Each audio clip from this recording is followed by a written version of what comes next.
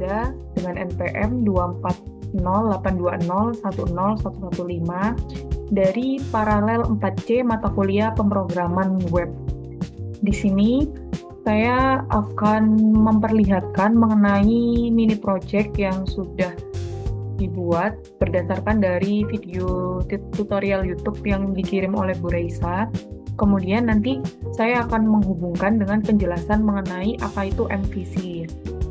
Nah, sebelumnya mungkin saya menunjukkan mengenai project sederhananya terlebih dahulu.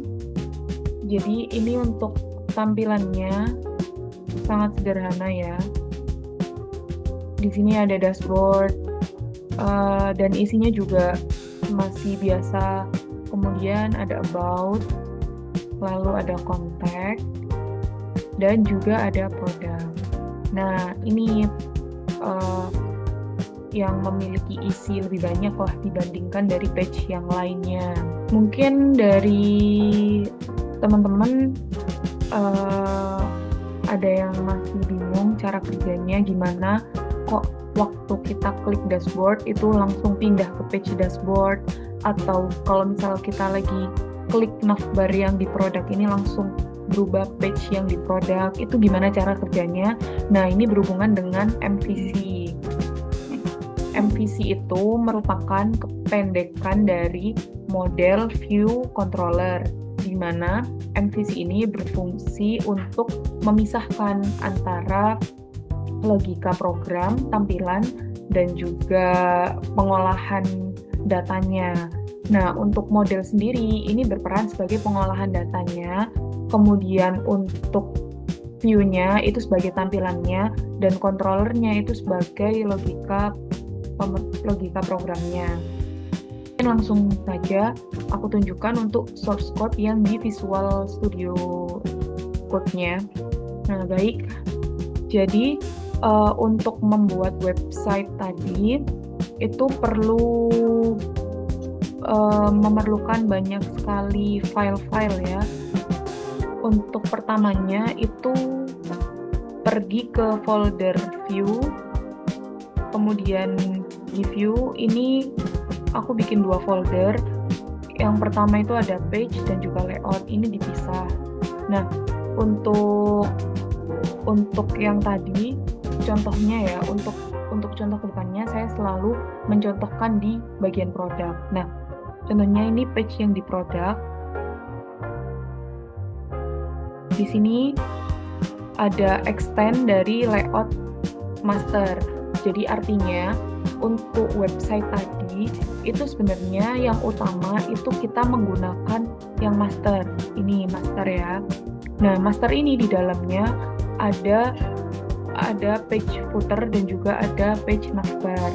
Tapi di sini cuma dipanggil. Jadi page-nya itu dipisah antara footer, navbar, dan juga master. Biar kalau misal project-nya nanti berkembang semakin besar, itu nggak numpuk di satu file aja. Jadi dibedakan dari beberapa file. Makanya di sini dipanggil dengan menggunakan include. Dipanggil include layout navbar. Layout ini artinya karena dia di folder layout. Kemudian di sini juga memanggil footernya, include layout footer. Nah, terus di sini juga ada isi kontennya. Isi kontennya ini nanti memanggil dari page-page yang kita klik tadi, seperti produk. Ini kan ada section konten kan. Nah, itu nanti section kontennya itu bakal muncul sampai di end sectionnya ini. Setelah kita membuat dari tampilannya untuk page dan juga layoutnya, selanjutnya kita pergi ke root-nya. Nah, root-nya ini masuk ke web.php. Root-nya ini berfungsi untuk memanggil root-nya ini nanti berfungsi untuk memanggil si controller tadi.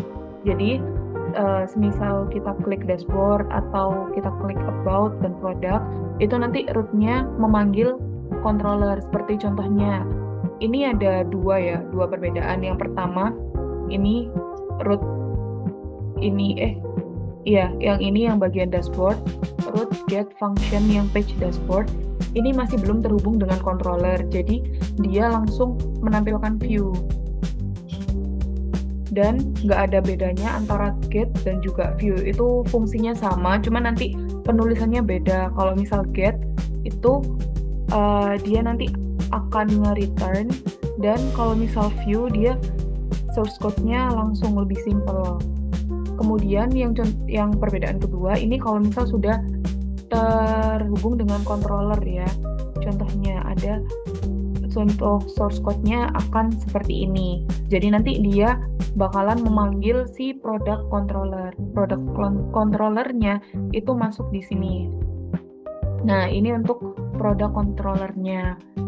Kemudian nanti product controllernya itu akan memanggil si model untuk mengambil data. Nah, makanya di sini ada inisiasi data underscore toko. Kemudian kalau ada juga yang masih memakai return view dari page product. Jadi tadi untuk isi-isian yang sudah dibuat di bagian produk itu di return di bagian product controllernya.